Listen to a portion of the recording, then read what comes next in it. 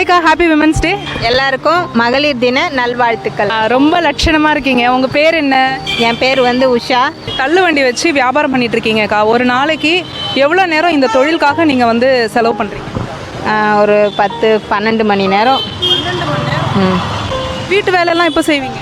காலையிலே முடிச்சுட்டு பசங்களை காலேஜுக்கு, பொண்ணு காலேஜ் படிக்கிறா, பையன் 9th SRMல படிக்கிறான். இப்போ 9th போக போகிறான்.